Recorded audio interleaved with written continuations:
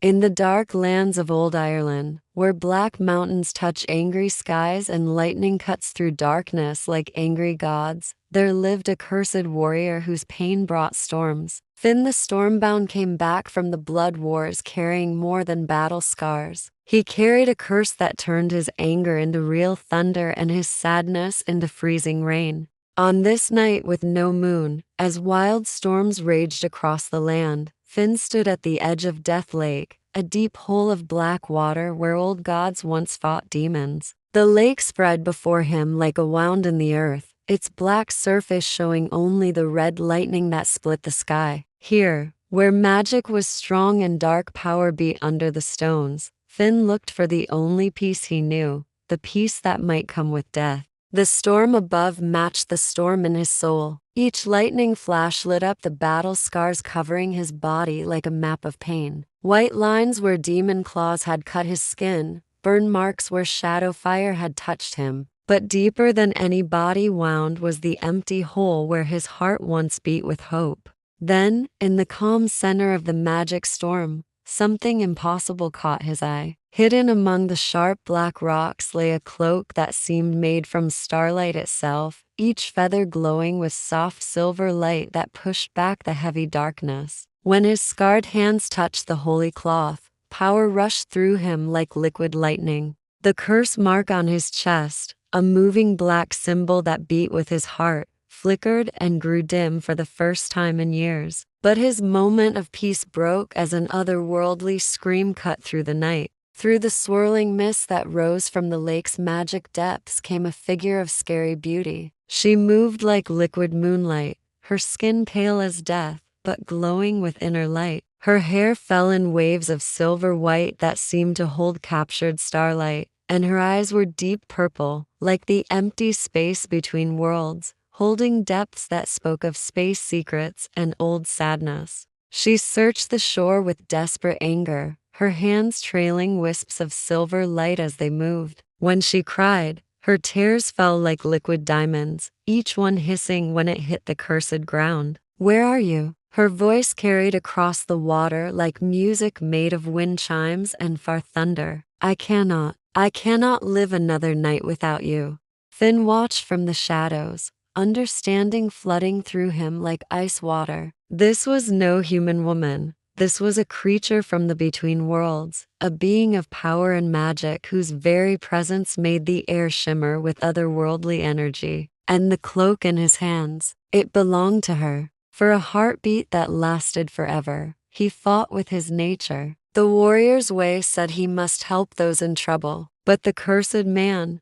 the empty shell who had nothing left to lose, whispered darker thoughts. This cloak was healing him, quieting the storm curse that had made him a walking disaster. Without it, he would go back to being a weapon of destruction, bringing lightning and death wherever he went. Finally, Honor won, barely. Lady of the Storm, his voice boomed across the water, carrying the power of one who had led armies. What darkness do you run from? She turned toward him like a startled ghost, and he saw her true nature written in the magic grace of her movement, in the way lightning seemed to bend around her form, in the silver glow that pulsed under her see-through skin. I seek, she began, then stopped, fear replacing desperation. You are cursed, warrior. I can smell the shadow magic on you.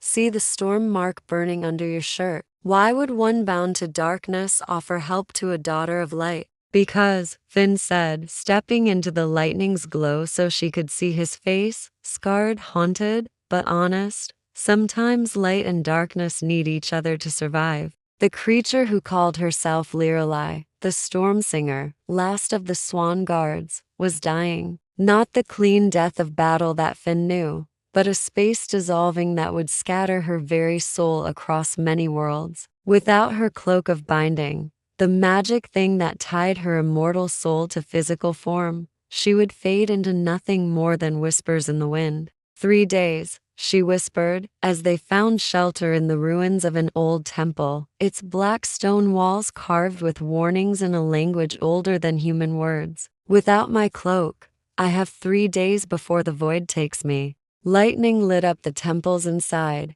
showing wall paintings of great battles between swan-winged warriors and shadow demons, scenes of space conflicts that had shaped the very foundations of reality. Lirelai moved through these pictures like a ghost visiting memories of glory and loss. "You're the last," Finn realized, studying her ghostly form as she traced the carved images with fingers that left trails of silver light.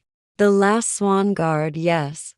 Her voice carried the weight of forever. "My sisters died in the great binding, giving their lives to seal the abyss gates. I alone survived, given the job of keeping the ward magic that stops the shadow world from eating this world." As she spoke, the curse mark on Finn's chest began to pulse harder. The storm outside got stronger, responding to his growing emotional storm. Here was a being of pure light and purpose, everything he had once tried to be. Before the wars had broken him, before the curse had made him a danger to everyone he tried to protect. "The cloak," he said, his hand moving without thinking to his pack where the magic thing lay hidden. "How did you lose it?"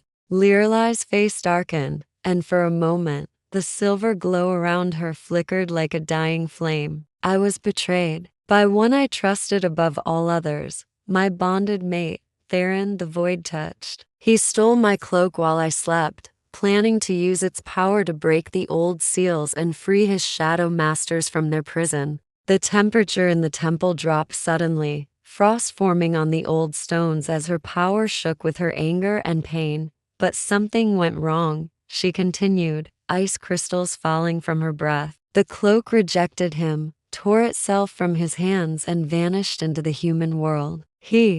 Her voice broke. "He chose darkness over our eternal bond, choose power over love." Finn felt something stir in the empty space where his heart once beat. Not desire, but recognition. Here was another soul carrying the weight of betrayal, another warrior who had lost everything that mattered. "The curse mark," Lirelai said suddenly, her purple eyes focusing on the black symbol that moved under his shirt. "Show me." Against every instinct, Finn pulled aside his shirt, showing the writhing shadow mark that covered half his chest. "It pulls like a living thing, tentacles of darkness spreading with each heartbeat." Lirelai gasped, her ghostly form suddenly blazing with silver fire. "This is no ordinary curse. This is a soul brand, the mark of one who has looked into the abyss and chosen to pull back rather than fall." "Chosen?" Finn laughed bitterly. "I was thrown into a pit of shadow demons during the final battle. When I crawled out,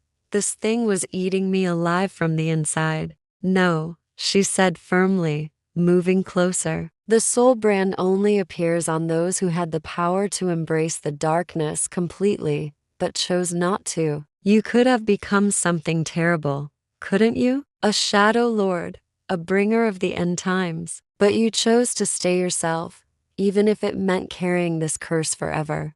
Her words hit him like physical blows. The nights he'd stood at cliffs, feeling the darkness whisper promises of power and freedom from pain. The moments when the curse offered to change him into something beyond human suffering, something monstrous, but no longer able to feel loss or regret. "I thought about it," he admitted. "Every day. I think about it." "But you don't," she said, her hand hovering over the curse mark. "And that makes you far stronger than any of my fallen sisters, stronger than my betrayer mate, stronger than anyone who's never faced that choice." When she finally touched the curse mark, two things happened at once. Silver light blazed from her fingers, making the shadow symbol writhe and scream like a living thing. But more importantly, Finn felt something he hadn't felt in years. It was peace, not the numbing absence of feeling, but real calm, as if her light was holding the darkness back through pure force of will. "I can make it easier," she whispered, her power flowing into him like cool water on burning skin. "But only for a while. The curse can only be truly broken by—" She stopped, her eyes widening as understanding hit her. "By what?" Finn demanded. "By the willing sacrifice of an immortal life force," she finished quietly. "By someone choosing to bind their essence to yours." sharing the burden until it becomes bearable. They stared at each other in the lightning-lit darkness, both understanding the terrible truth. She was dying without her cloak. He was cursed to carry darkness forever, but together. If I had my cloak, she said slowly, I could do the binding ritual. I could share my immortal essence with you, make the curse bearable. But you'd be bound to me forever, Finn finished. And I'm human. When I die, you die with me. Yes.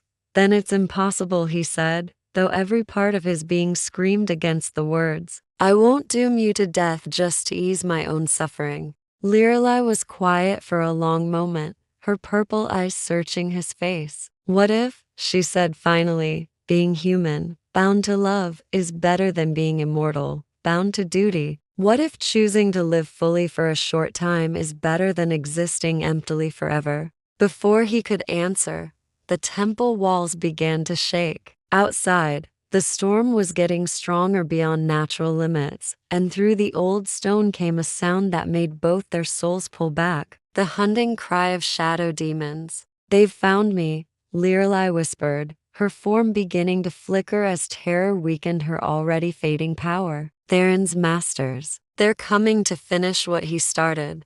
The shadow demons came like a tide of living darkness, pouring through cracks in reality itself. They were hunger given form, tentacles of void stuff that ate light and hope and life itself. At their head flew Theron, the void touched. Once a swan guard like Lirelai, now changed into something that made nightmares seem gentle. His wings were torn shadows and bone, his eyes empty holes that held swirling galaxies of hate. When he spoke, his voice carried the screams of dying worlds. My beloved Lirelai, he called, as demons swarmed around the temple, still holding onto this pathetic world, still believing in the lie of heroism? You were my heart, Lirelai replied, her form blazing with silver fire as she prepared for battle. How could you choose this? I chose power, Theron screamed, shadows erupting from his form. I chose to stop pretending that light could ever truly defeat darkness. Join me,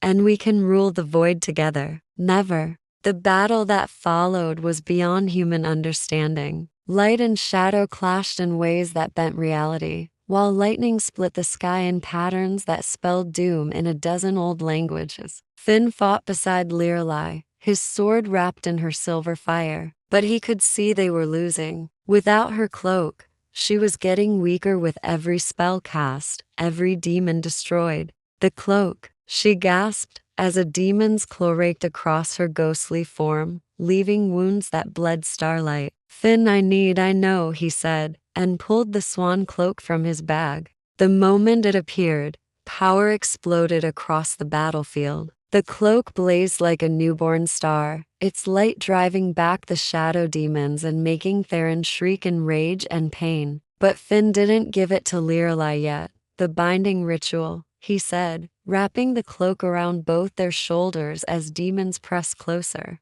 Do it now. Finn, no. You'll be giving up your humanity.